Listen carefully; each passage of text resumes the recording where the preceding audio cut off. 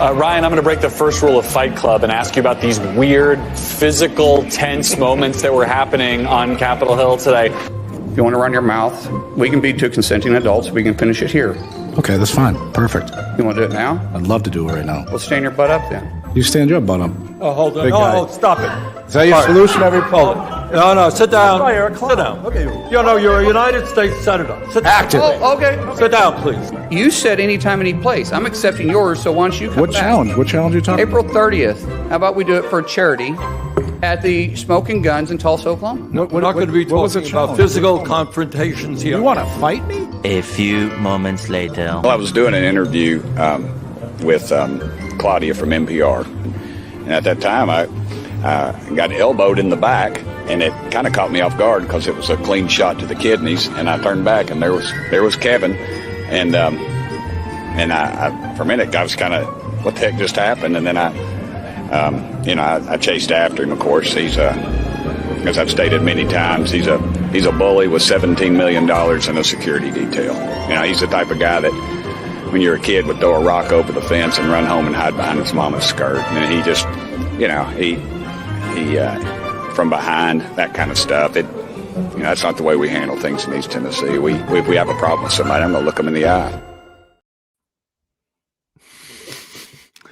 Hello, welcome to Ballot Box with Bill and Tim. Happy Tuesday. This is our second edition. We're going to do 52 editions at least to next November's election. And Bill, I thought that was going to be a great place to start because I figured you could lend the viewers your expertise from back in your day when there used to be duels on the House floor. I remember well in 1856 when that guy came over from the House, or it was Preston Brooks, and bashed Senator Sumner on the head with his cane and really did serious damage to Sumner, who was a pretty great Republican Whig, I guess, but then Republican senator. And that was Massachusetts, right? Sumner? What's that? Massachusetts? Yeah, Sumner? and that was kind of a precursor to the Civil War in a certain way, right? I mean, this is what everyone says. You get these tensions and they spill out into violence. And I guess this was a more comic version, I would say, of that. It's pretty amazing, right? I mean, I kind of hadn't seen it because I've been traveling and yeah, that was pretty good. I mean, Mark guys, Wayne, the East Tennessee congressman talking about Kevin McCarthy running home and hiding behind his mother's skirts or whatever, man. the Senator Mark Wayne Mullen, like taking off his ring, and like dude was ready to throw hands with a labor leader during a hearing. Kind of a lot. I mean, that was, I think, just to me, I'm interested in your initial reactions, and we'll get into actual politics. But to me, the two things that actually, that insanity on the Hill spoke to was, one, the quality of the Republican politicians. We've talked about this. It's a supply and demand issue. It's good old Adam Smith. There's just not a lot of people that want to run and be a Republican, and have to deal with having to defend all of Donald Trump's nonsense. And so you get people like Mark Wayne Mullen, who maybe in another era, probably the good people of Oklahoma might have been able to come up with somebody a little bit more dignified. And so that was one observation. The other observation is I can never get over the fact that McCarthy, that these guys, no matter how much Trump made them sacrifice their dignity and rubbed their face in shit and made fun of them and mocked them, and they always came back for more. And I think that they have this pent up anger that it's been funny to watch McCarthy lash out at the Matt Gaetzes and the Burchams of the world, to the point where there's been multiple now physical altercations. Adam Kinzinger said that he hip checked him one time, that McCarthy's had to physically lash out at these other people because he can't lash out at the person that's really caused him all the pain. Yeah, that's a shrewd psychological interpretation of Kevin McCarthy. I'm putting him on the couch tonight. You should do this more often. You should do this for a living somehow. It's like you come back to Washington and just lay these Republican Congress members on the couch and ask, really help them work out their problems. Help them talk it through. Get some of the stuff out of their system. I mean, it's pretty astounding. What can you say? I do think that. Yeah, the degree to which we keep saying, my initial instinct is, oh my God, another senator, I've never seen this before. This didn't used to happen. at some point one has to stop saying it didn't used to happen and saying this is the new reality. It is, as Jonathan Last always likes to put it, it is wrestling, professional wrestling. It is, there's no, and you don't seem to pay a price. In fact, his constituents. Well, the question is Mark Wayne, what's that guy's name? Mark Wayne Mullen. Mark Wayne Mullen. Is he sending out fundraising letters today saying, I took on this labor leader. I'm willing to stand up for that. I mean, they all, is this the new norm? I guess. And it's not quite the new norm yet, but it's getting there, huh? It is. Speaking of responsible versus irresponsible, at first, if you want to, you can chat with us here in the chat on YouTube. I think you got to subscribe to the Bulwark YouTube page to chat, but even if you don't have to, you should make sure you're subscribed. We've got our friend Stoned in Oz over here commenting. He's in Australia. I told Bill we picked a bad time for our German fans, but I guess for our Australian fans, this is prime time. So what's up, Stoned in Oz? Bill, the vote today on the CR was actually substantive and to me equally as interesting and telling as the fisticuffs. So the design, the wannabe fisticuffs. I guess there weren't actually any hands thrown, just an elbow today. Mike Johnson, the new speaker, we knew that he had this kind of anvil hanging over his head, right? That as soon as whoever got the speakership job, they were going to have to fund the government within a couple of weeks because the last continuing resolution was going to run out. And, this was the big fight with McCarthy. Has been the big fight with every speaker. You have some group of the more extreme Republicans that don't want to fund the basic government services and are nihilistic and are happy with shutdowns. And so I kind of figured that Johnson would be given some leash to kind of resolve this first one, before there was any sort of insurrection, so to speak, among the ranks. But man, I thought it was pretty telling today. They passed the first step of this, I guess, 2-step CR. It's unclear to me why they did it this way. I guess there's some behind the scenes face saving happening, but the first one was passed today with over 200 Democratic votes and low 100s in the Republican votes. So significantly more Democratic votes than Republican votes for this CR. This is exactly the kind of thing that doomed Boehner, that doomed Ryan, that doomed McCarthy. And for all of the upheaval on the Hill, the underlying issue here is that there's no change. There's really only one governing party, the Democrats, and the other one, if they want to do anything, literally the most basic elements of funding the government, they need Democrats to do it. Yeah, it's maybe a slightly different or I don't know, orthogonal take, which is, I don't know, John, everyone's been dumped. It's such chaos. They went through 5 possible speakers. It was embarrassing for the Republicans. I remember at the time you and I discussed this, everyone said it's really hurting the Republicans. There wasn't much empirical evidence that anyone was changing their mind about 2024, either at the congressional or presidential level because of all the chaos. Mike Johnson takes over. He's not up to it. He has a very inexperienced staff. All the people you and I know, the old pros who worked for McCarthy and Ryan and Boehner were kind of snorting, oh, he's going to have a terrible time. And maybe you're right. This is just the first time they're giving him sort of a pass. But the truth is he's pulled off a CR. We got a majority of the House Republicans, which is sort of the old Hastert rule thing. He gets credit. He'll get some, quote, some new respect for being able to work with Democrats and cut the deal with Jeffries to make this happen. And with the Biden administration, they're all on board. And from my point of view, and yours too, I think, he got through another CR that has no funding for Ukraine, as well as no funding for Israel and for humanitarian aid to Gaza, for that matter. This goes, I think, to January. So now we're in a situation where after everyone said, oh, we got to get that Ukraine funding, we're going to get it. Don't worry, McConnell and Biden are working it out. They'll pin the House Republicans back into a corner.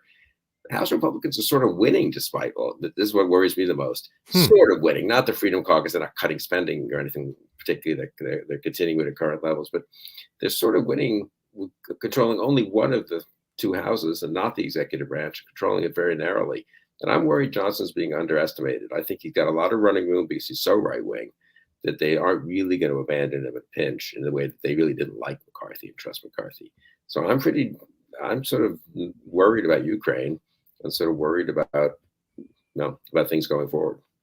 Well, so what is the Ukraine? Tell me a little bit more about that. How do you assess it that they have actually won? So I guess as I understand it, the Senate will now, after Thanksgiving, take up a Ukraine-Israel package, presumably pass it with more than 60 votes, allegedly put pressure on the House to either pass it or add it to something else. maybe that'll all work out, and that's fine. And in which case, they funded the government now, and they'll fund the Ukraine-Israel stuff later. But does Johnson necessarily bring that to the floor? He's been sounding more pro-Ukraine, but is that just a kind of way to keep pressure off him? I don't know. I just, if you had told me 2 months ago that this stuff would all sail, the government would be funded, but Ukraine wouldn't get any funding, I would have said that's bad. That's a bad outcome. So I'm nervous about that. I think that's a fair thing to be nervous about. The rhetoric around all of this is like, oh, we're just going to do this part and then we'll deal with that part later. But I think it's definitely fair to be concerned that we'll do that part later is not going to come around with these bozos. Okay. Let's say your McCarthy point's a deep point. I was thinking about it as we were talking about.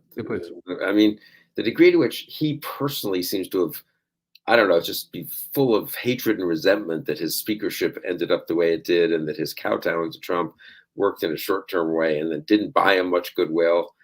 He seems like a real wreck, actually. He does. Yeah. He seems pissed. I would go so far as to say. And whereas if you're just like a thuggish Trump Republican, you're perfectly cheerful going about your business, defending Trump, threatening other people with violence and stuff. I mean, it is kind of I guess when you think about it for 8 seconds, it makes a lot of sense, right? The ones who have some memory of something better are the ones who are going to have more psychological angst about just going along with this thing that's so much worse. Yeah, this light bulb flashed with me when I watched McCarthy's buddy Garrett Graves on the House floor, just lashing out, so mad, screaming at Matt Gaetz, mocking Matt Gaetz, like Matt Gaetz laughed. And it's just like, guy, Matt Gaetz is not your problem here. The MAGA voters are their problem. Trump is the problem. Matt Gaetz is just a vessel for your for your current malaise. Though I guess there's always the kind of the people nearer to you in your life. So sometimes you take your anger out on them. I think maybe everybody could relate to that a little bit with a spouse. Maybe get Matt Gaetz as the annoying roommate at this point, and so he's getting the angst that is better directed elsewhere, pointed to him. But it was pretty amusing. Matt Gaetz, I don't know if you saw this. I hate having to give credit to Matt Gaetz, but he filed an official complaint on Burchett's behalf today. Yeah, I mean, guy is just trolling McCarthy all the way back to Bakersfield. We're living just one more thing on this. We're living in a kind of a crazy world. But you had that amazing encounter with Kari Lake, which you both wrote. There was the encounter that was shown, and then the encounter that she decided to televise or to record and put online that you discussed in the newsletter today. I think it was.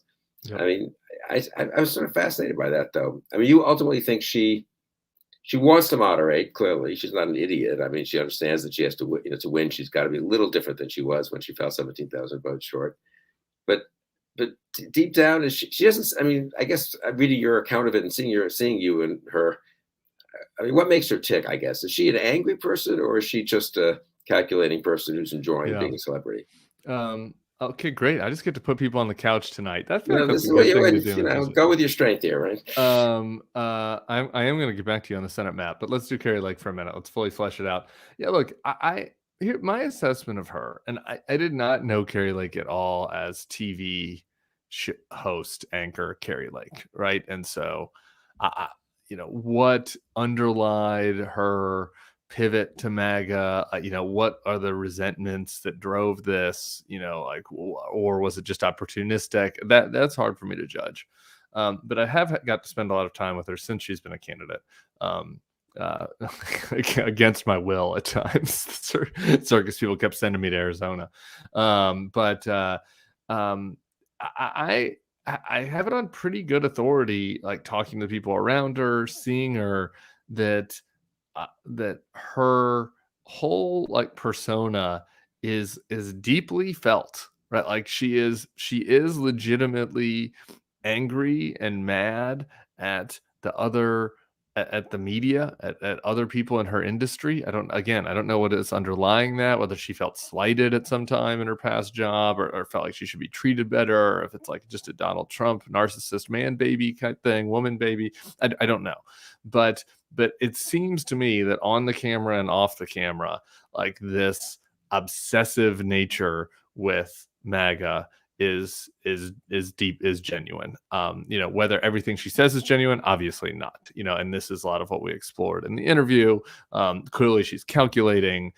Clearly she's performative.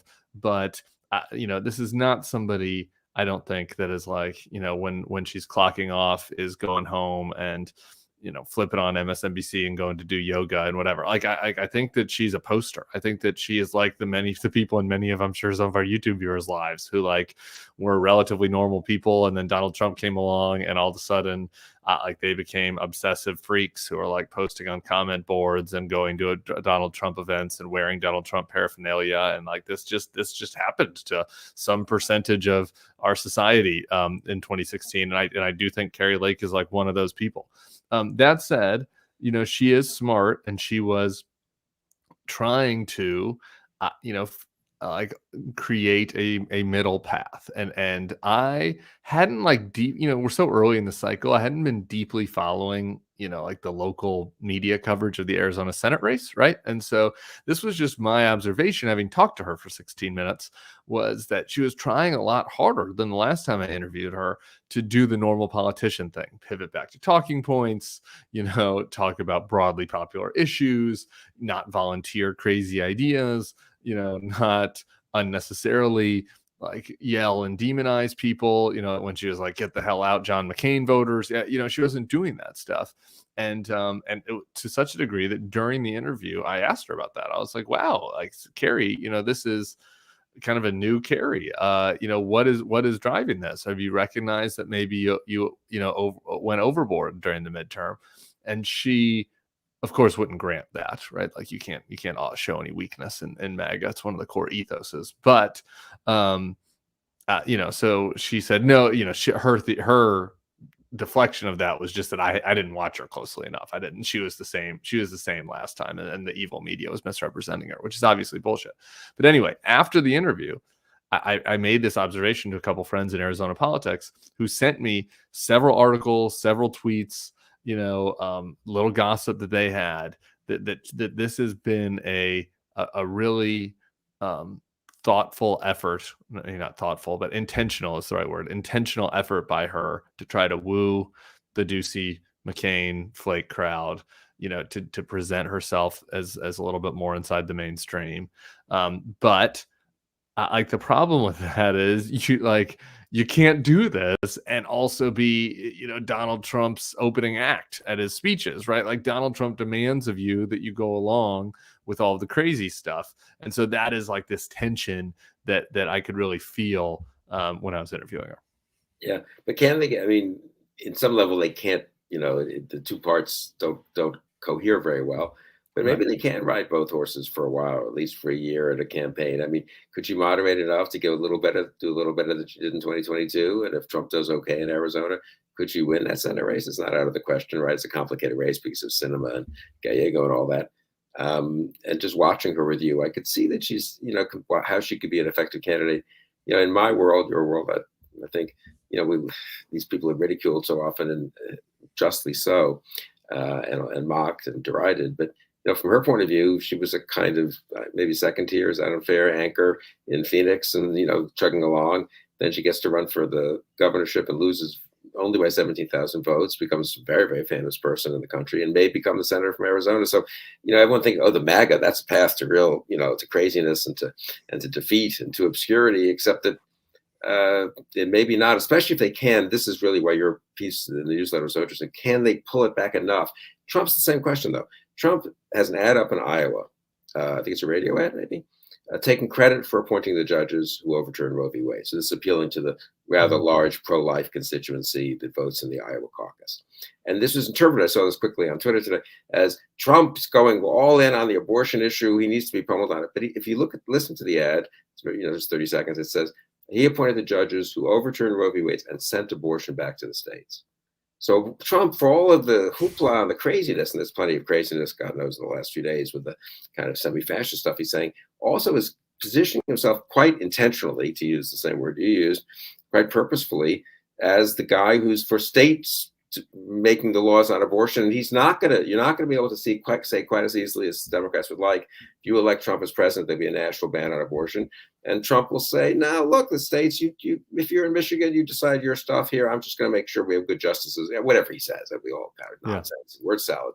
But the degree to which MAGA can, and I say this, I don't think it's a good thing, but I mean, it's bad for the country. But the degree to which MAGA people can sort of moderate enough to semi-reassure the people who don't like various things about the Democrats and the left and Biden, that worries me, actually, politically. It worries me a little bit too. Someone else in the comment section is pointing out that Joe Kent is trying the same thing in the Washington House race. Joe Kent is I wrote about him as he was doing the opposite last time. I wrote about an interview he gave with some like dorm room white nationalists to try to shore up his base of like alt-right volunteers online.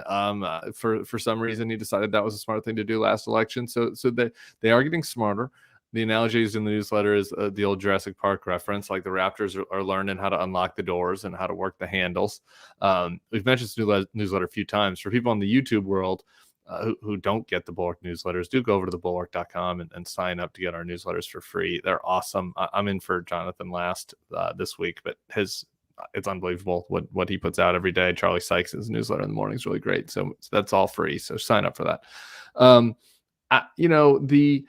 The thing that I think that I'm going back and forth on is I think you are right to point out that it's worth being worried that maybe if they just tack 10% more normal, that's enough. Like the Kari Lake race was close. Like Blake Masters' race wasn't really close, but Kari Lake's race was quite close, right? So if she can even claw back 5% of those people, reassure 5% of those people, that might be enough to win a Senate race. I do think that's alarming. The other side of me, as I just kind of and that's what this was the question I was posing in the article, is like, is it possible to be 5% more normal in this movement, though? Like at the end, like, sure, is it possible to put on that face for 9 months? But once the ads get started and once people really engage next year, isn't all of the baggage from all of this stuff just too much to overcome? I mean, she was still on Steve Bannon's podcast, the same day that she's talking to me, trying to be a little bit more normal.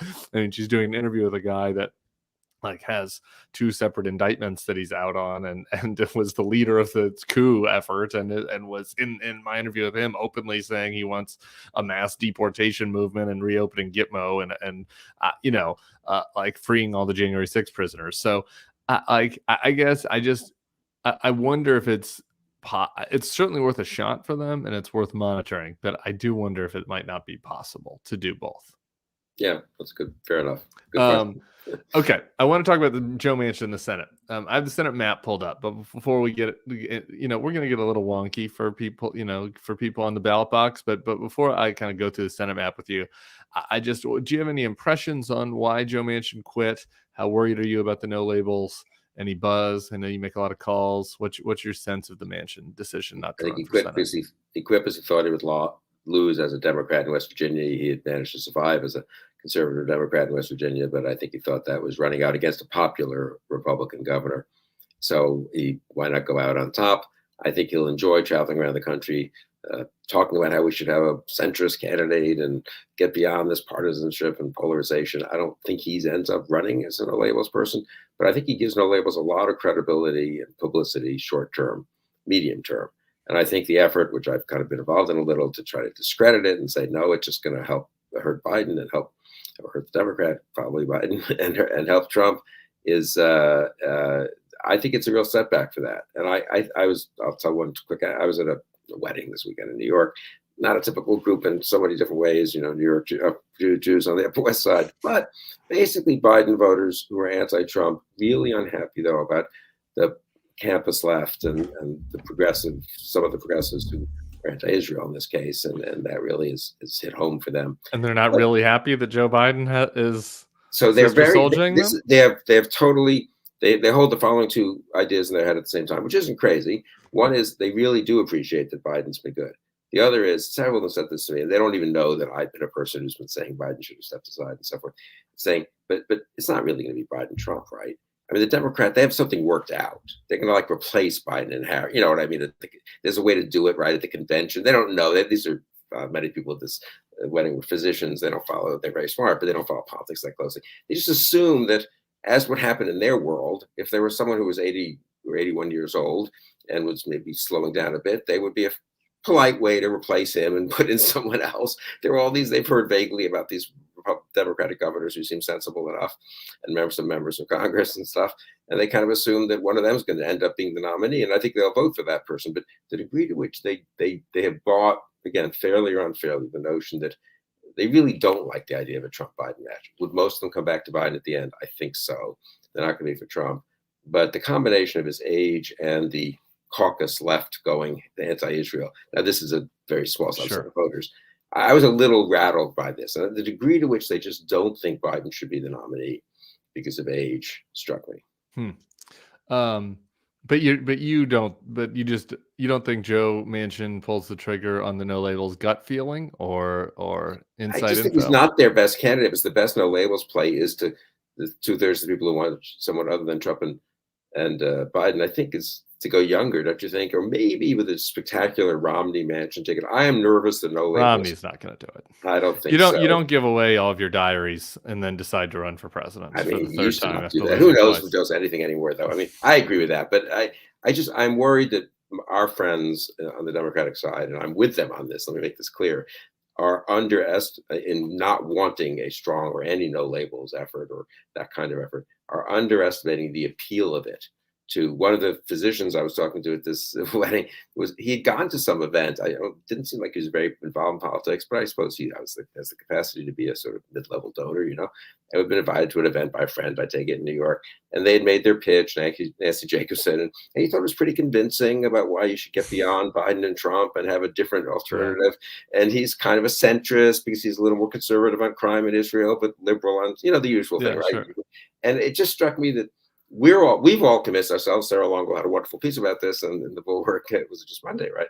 About why no labels is a bad idea and a dangerous idea.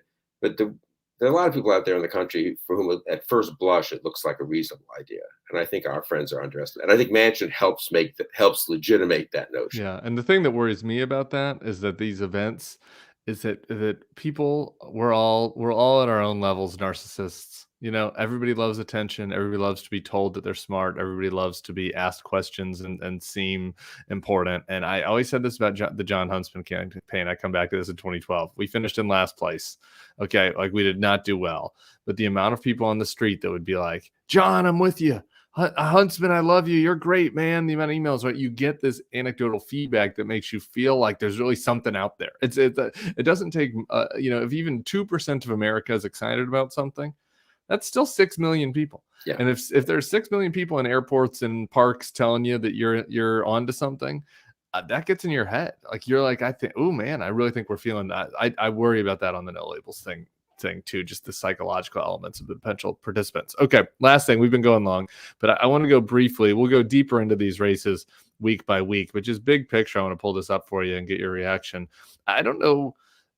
We're going to start really, making our Democratic friends watching this YouTube start drinking. So everybody brace for what I'm about to say. The Manchin he was not going to win in West Virginia anyway, but just moving the West Virginia to red on the map for the Senate means for the Democrats to hold the Senate, they need to hold the presidency because this is a tiebreaker type situation.